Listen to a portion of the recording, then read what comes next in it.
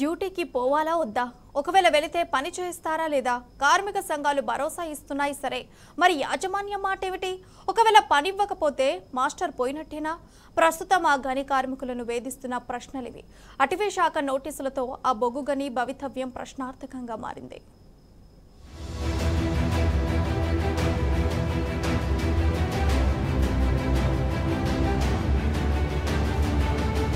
RK7 mine సింగరేణికి నల్ల బంగారాన్ని అందిస్తున్న సిరుల గని. నిన్నటిదాకా కార్మికులతో సందడిగా కనిపించిన ఈ గని భవిష్యత్తుపై ఇప్పుడు నీలి నీడలు కమ్ముకున్నాయి. మంచిర్యాల జిల్లా శ్రీరాంపూర్లోని RK7 గని అటవీ లీజు వ్యవహారంపై గందరగోళం నెలకొంది. బొగ్గు తీసేది భూగర్భం నుంచి అయినా గని పైభాగం అటవీ శాఖ పరిధిలో ఉంటే ఆ శాఖ నుంచి అనుమతి తీసుకోవాల్సి ఉంటుంది. ఈ గనికి సంబంధించి 20% ఒక లీజు, 80% మరో లీజు పరిధిలో ఉన్నాయి.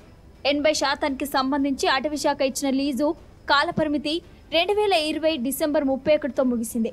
అంతకుముందే 2018లో ఏరియా అధికారులు లీజు రెన్యువల్ కోసం కేంద్ర అటవీ శాఖకు దరఖాస్తు చేశారు. అయితే లీజు కొనసాగింపుపై కేంద్ర ప్రభుత్వం అభ్యంతరాలు వ్యక్తం చేస్తూ వచ్చింది. కంపెనీ ప్రత్యుత్తరాలు జరిపినా లీజు రెన్యువల్ కు అనుమతి రాకపోవడంతో పెండింగ్ లోనే ఉంది. ఈ క్రమంలో లీజు లేకుండా గనిని ఎలా నిర్వహిస్తారని ఇటీవల జిల్లా అటవీ శాఖ అధికారి ఏరియా అధికారులకు నోటీసులు ఇచ్చారు. లీజు లేని వర్కింగ్ స్థలాలు బంద్ చేయాలని ఆదేశించారు. దాంతో RK7 గని పరిస్థితి అగమ్య గోచరంగా మారింది.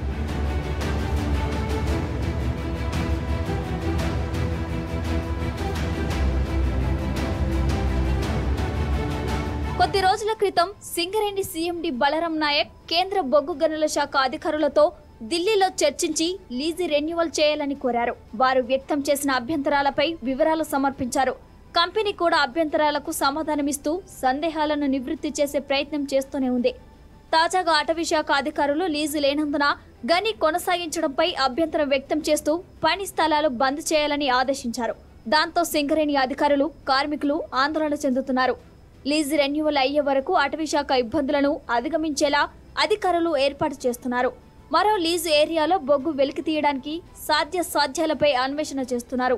అయితే ఇప్పటికిప్పుడు పని స్థలాలు సిద్ధం చేసి బొగ్గు ఉత్పత్తి చేయడం సాధ్యమేనా అనే అనుమానాలు వ్యక్తమవుతున్నాయి. ఉన్న ఉద్యోగులతో 20% అనుమతి ఉన్న మైనింగ్ ప్రాంతం నుంచి బొగ్గు ఎలా తీయాలో అధికారులు కార్పొరేట్ అధికారులతో చర్చిస్తున్నారు.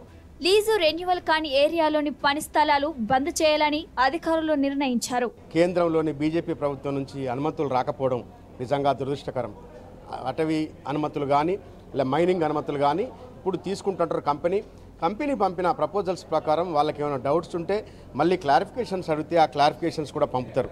2018 నుంచి నిరంతరాయంగా సింగరేణి యాజమాన్యం కేంద్ర ప్రభుత్వం అటవీ శాఖ వారితో ఉత్తర ప్రత్యుత్తరాలు జరిపినా కూడా ఇంతవరకు ఇవ్వకుండా మరి బీజేపీ ప్రభుత్వ రంగ సంస్థలన్నింటినీ ప్రైవేటుకి ఎలా అప్పచెప్తూ పోతున్నదో అలాగా సింగరేణిని నిర్వీర్యం చేయాలన్న ఉద్దేశంతో ఈ ప్రక్రియ పాల్గొందా తెలియట్లేదు.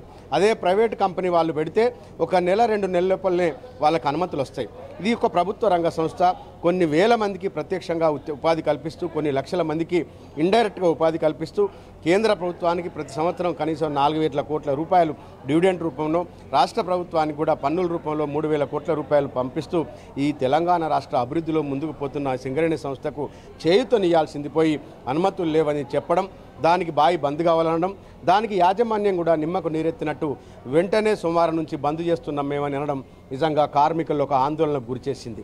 RK7 గనిలో ప్రస్తుతం 1,400 మంది కార్మికులు పనిచేస్తున్నారు. 2 సీమ్లు నడుస్తున్నాయి. రెండో లీజు ఏరియాలో బొగ్గు తీయడానికి ఏర్పాట్లు చేసినప్పటికీ అక్కడ ఇంత మ్యాన్ పవర్ అవసరం లేదు. దాంతో కొంతమంది కార్మికులను ఇక్కడ సర్దుబాటు చేసి మిగతా వారిని ఇదే ఏరియాలోని ఇతర గనులకు పంపే ఆలోచనలో ఉన్నారు. ఇన్ని రోజులు కలకలలాడిన గని భవిష్యత్తుపై ఒక్కసారిగా చీకట్లు కమ్ముకోవడంతో కార్మికులు ఆందోళన వ్యక్తం చేస్తున్నారు. అటవీ శాఖ అధికారులు నోటీసులు పంపిన వెంటనే సింగరేణి అధికారులు స్పందించి ఉంటే ఈ సమస్య ఇక్కడ దాకా వచ్చేది కాదని కార్మికులు అంటున్నారు. 2018లోనే ఈ ఫారెస్ట్ అనుమతులు లేవని చెప్పి చెప్తా ఉన్నారు. తీరా దగ్గరికి వచ్చేసరికి దున్నపోతు మీద వర్షం పడ్డట్టు ఈ అధికారులు ఏదైతే బాయిని మూసేస్తామని చెప్పేసి 1,400 మంది కార్మికుల యొక్క భవిష్యత్తును, వాళ్ళ యొక్క ఈ బాయిని బంద్ చేయడం అనేది సరికాదు. వెంటనే అధికారులు కానీ ఈ నాయకులు కానీ వెంటనే స్పందించి ఈ RK7 గనికి ఫారెస్ట్ అనుమతులు తీసుకురావాలి. గందరగోళ పరిస్థితుల మధ్యనే సింగరేణి కార్మికులు విధులకు హాజరవుతున్నారు. RK7 గని ఆవరణలో ఏర్పాటు చేసిన గేట్ మీటింగ్ లో జాతీయ కార్మిక సంఘాల నాయకులు పాల్గొని కార్మికులకు భరోసా కల్పించారు. భూగర్భ గనికి సంబంధించి ఫారెస్ట్ క్లియరెన్స్ అనుమతులు 2020 వరకు మాత్రమే ఉన్నాయని తెలిపారు.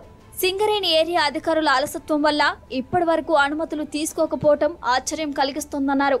కేవలం ఓపెన్ కాస్ట్ చేసేందుకే ఇలాంటి చర్యలకు పాల్పడ్డారని మండిపడ్డారు. ఏ ఒక్క కార్మికుని కూడా ఈ గని నుండి బదిలీ చేయకుండా చర్యలు చేపట్టాలని కార్మిక నాయకులు డిమాండ్ చేశారు. 2000 మందికి ఉద్యోగాలు ఉంటాయి. అటువంటి మైన్ కూడా బంద్ పెడతామని ఫారెస్ట్ వాళ్ళు క్లియరెన్స్ ఇవ్వలేదని, అది బూటకం. ఈ మైన్ అండర్ గ్రౌండ్ మైన్కి ఎట్లా ఆపుతాడు ఫారెస్ట్ అనే? ఈ మైన్ను ఓపెన్ కాస్ట్ చేయాలని కంకణం కట్టుకున్నారు. కంకణం కట్టుకొని నిన్న 2 గంటల వరకు ఆఫీసులో కూర్చుండి పంపకాలు జరిగినాయి, వీళ్ళకి ఇటు పంపుతామా, వాళ్ళకి అటు పంపుతామా, వీళ్ళు ఇటు పంపుతానా. ఎప్పుడైతే మేము HMS మిగతా సంఘాలన్నీ కూడా రియాక్ట్ అయినారో, మీడియాలో ఎక్స్పోజ్ అయినాక గుబులు పుట్టి ఏదేమైనా కూడా కార్మికులు అందరూ అలర్ట్గా ఉండాలి. ఈ బాయి బంద్ కాకుండా చూడాలి. ఈ బాయి బంద్ చేసే కార్యక్రమం చేపడితే మాత్రం HMS పరంగానే ఆమరణ నిరాహార దీక్ష GM SRP ఆఫీస్ ముందు కూర్చుంటాం. ఎన్ని అడ్డంకులు వచ్చినా, 8 మంది పోలీసులు వచ్చినా అక్కడ నిలబడతాం. బాయిలు బంద్ చేసే కార్యక్రమం ఎవరి నోటి నుండి రావద్దు. ఇక్కడున్న DFO గారు ఏదైతే పర్మిషన్ లేదు కాబట్టి మీరు ఆ బొగ్గు తీసే ఏదైతే నార్త్ సైడ్ ఉందో ఆ సీమ్ని బంద్ పెట్టమని ఆయన చెప్పడం జరిగింది. కానీ యాజమాన్యం తరపు నుంచి, యూనియన్ తరపు నుంచి వాళ్ళని రిప్రజెంట్ చేశాం. అదేవిధంగా ఈరోజు మాట్లాడి టెంపరీగా ఒక 10-15 రోజులు మమ్మల్ని బొగ్గు తీయడానికి అవకాశం ఇవ్వండి అని అడుగుతున్నారు. ఒకవేళ ఇది బొగ్గు కనుక ఆపితే అటవీ శాఖ వాళ్ళు ఇక్కడున్న 1400 మంది కార్మికుల్లో ఒక 600-700 మంది కొద్దిగా డిస్టర్బ్ అవుతారు. వాళ్ళు వేరే మైన్లకి, వేరే ప్రాంతాలకి ట్రాన్స్ఫర్ చేస్తారు.